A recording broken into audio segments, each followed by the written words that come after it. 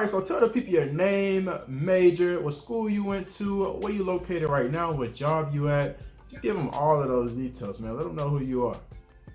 All right, so hey, what's going on, y'all? My name is Jean-Paul Marindi. I went to the luxurious Purdue A&M University, and I majored in electrical engineering. Currently, I'm a hardware developer at IBM here in Austin, Texas. All right, so what made you choose this field? You chose electrical engineering, the best engineering out there. What made you pick this one Yes. specifically? Well, it's actually curiosity. From a young age, I was always curious when you see somebody pick up a remote control, point at a TV, and it was just magic to me. And it got to the point where I had taken my dad's radio and I opened it and put it back together. They didn't notice, but it was always curiosity, and I just got the passion from there. That's all it took for me to actually get into this field, and I really do love it. All right, just a little bit of a story, and you guys get a glimpse into my life, and just to get to know me better. I was born in the Democratic Republic of Congo. It's in Central Africa. We have the second largest rainforest after the Amazon. It's pretty nice. You should go visit. And I came here to the United States in 2010. Fun fact was I didn't speak English, so I had to learn English in order to go to school there because they speak English here. And I had the privilege to meet some of the greatest ESL teachers there who actually helped me through that. And in 2011, I moved to New York, where I actually finished high school. And I started off my college career at SUNY Oswego. And by the end of my second year, I had transferred to Purdue A&M University, and I am glad I made that change. Got you. So you came here, you said in 2010, right? And you didn't know a Yeah. lick of English in 2010? That's crazy. Mhm. Yeah, so it was a total different experience. I had to carry a huge dictionary because we didn't have smartphones at the time. Back then, smartphone was a luxury, so I had to carry this huge dictionary. And every time I hear something I don't understand, I have to flip them books. And I'm glad I went through those experiences because it makes me appreciate things that I have nowadays. All right, so what would you say is the most biggest benefit when it comes down to being an electrical engineer? All right, so I'm gonna say this on my behalf, just what I have personally experienced, right? So, like I said, I'm an electrical engineer, and at the end of the day, I always think that okay, by the end of my college career, I'm gonna get an electrical engineering job. So, working in a power distribution center or something like that. But midway through my career in college, I figured out, wait a minute, there is a whole spectrum of career options that I have as an electrical engineer. So I from there I started exploring, okay, so where exactly do I want to be? And I determined myself, like, wait a minute, okay, I like doing, this kind of stuff. And if you guys want to know more details, we can talk about that later.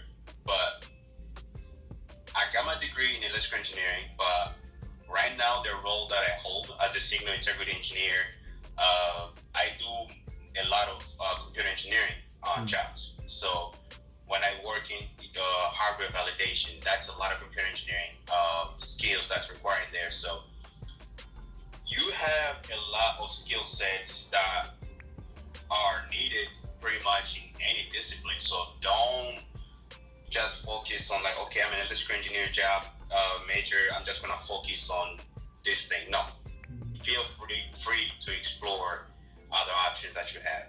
Got you. Would you say that it's a lot of electrical engineering jobs in IBM where you at, or would you say it's a little bit? Oh yeah, we do have those positions, and if you do have the qualification, please feel free to get in contact. I would love to see more black engineers. Got you you, know? got you. Because I mean, Yeah, all of my friends, they're pretty much like computer engineers overall. So that's why I yeah. was kind of just wondering, like, We what's it a do lot? take all sort of engineer. All different disciplines, you know, from computer science, computer engineering, electrical engineering, you know, all disciplines, we have them there. You know, some people feel threatened by the names. No, please, your skills is needed. So what's something you did not expect jumping into being an electrical engineer? Well, like I said, I wanted to be an engineer in the beginning, but I just didn't know which course I wanted to take. So I actually started off as a biomedical engineer, you know. So I wanted to design prosthetics because I watched a lot of Transformer movies, I guess. And so going into electrical engineering, well, at least from my experience, I wasn't expecting how long it was actually going to take me, you know, having to transfer from different universities as well. So the time it took me to complete my my major was, of course, you know, a little bit long. It took me 6 years, but who's counting? And but I will say that I'm glad it took me that long because it actually shaped me to be the engineer I am today.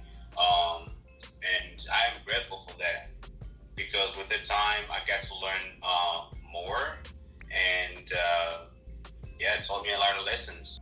All right, so touch on your side hustle a little bit. Side hustle. Right now, it's currently in the beginning stages, so I'm not trying to have a large scope. So I'm trying to actually narrow it down so I can have a starting point for me to actually allow the growth. So I don't want to have this large scope and then, you know, fail and not go anywhere. So I really want to start small and then have that ability to scale there on. Gotcha. Yeah, but yeah, my side hustle, you know, is still slowly coming up. This is something I'm very passionate about. It's still under development, so stay tuned. Gotcha. You said ultimately it just have to do with like autonomy, right? A lot of autonomous type of stuff. There you go. Got you. All right, so what drew you into your side hustle? I mean, I remember back in college, you was the president of IEEE. I mean, just touch on your side hustles and stuff that you had going on the side. Yes, so right now in my side hustle, I'm focusing in autonomy because that's how I see the future of our planet, you know? So even back at the university, a colleague of mine, we co-founded the robotics club there in order to teach people on how exactly, you know, autonomy works. So we actually held a robotics competition. It was very successful. And for the follow-up academic year, well, I graduated already for this coming academic year, but we're planning on hosting another competition, but due to the coronavirus outbreak, we were actually unable to host the competition this semester. So my plan now is to actually trying to do some educational packages where I get to build something, package up real nice, and send it to people to experiment with. You know, see what that can come up with, because a lot of this stuff, they're already open source. So I just want to allow people to see different functionality, what they can build with this stuff.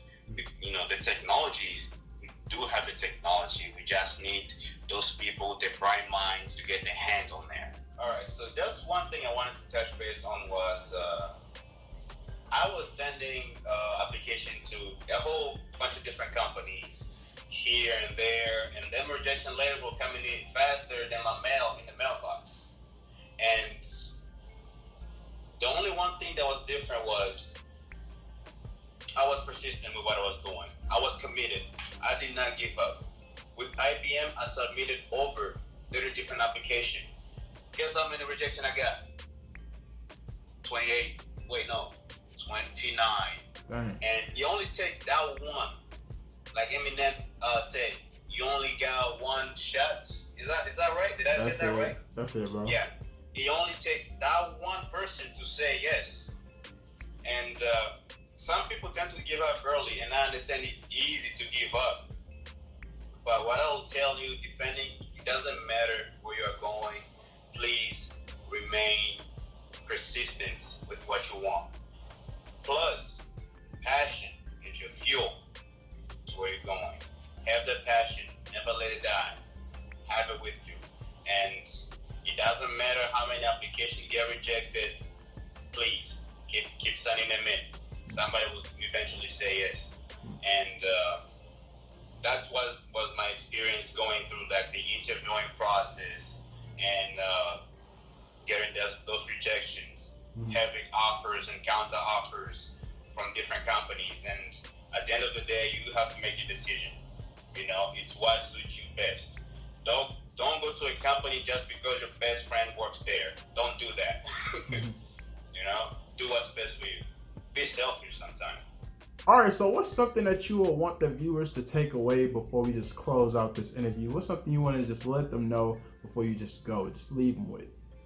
All right, it's one thing that actually breaks down into multiple things, right? So one thing that you have to take away, it doesn't matter which field you are in or you want to go in, is that you have to have the passion of what you do.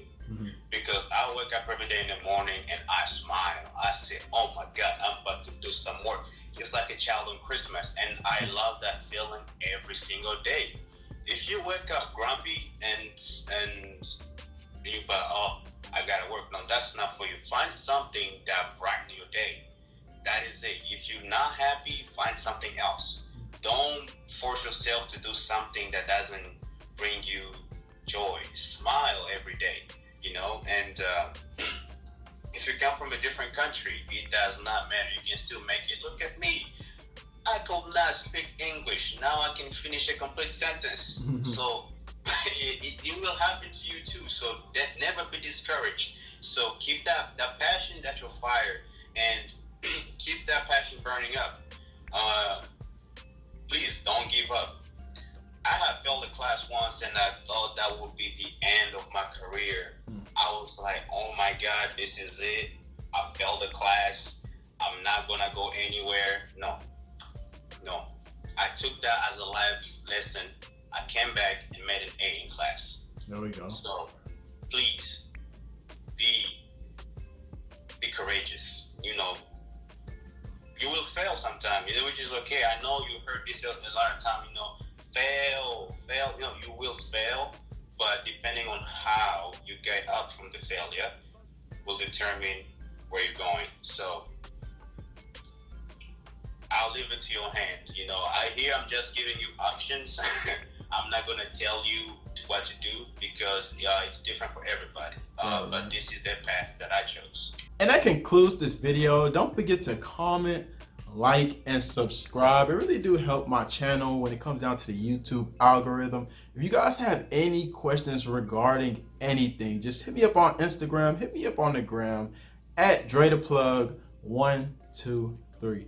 And then also go check out my other YouTube channel. This is actually my second channel. My first one was called Andre ClassicCuts. I basically go in and give tutorials about all types of different haircuts. I actually show people how to do different type of things with the clippers that has never been done. And I pretty much go into detail as to why certain things happen. So definitely go check out that channel. Besides that, be on the lookout for my next content that's dropping. Be on the lookout for it because it's coming real soon.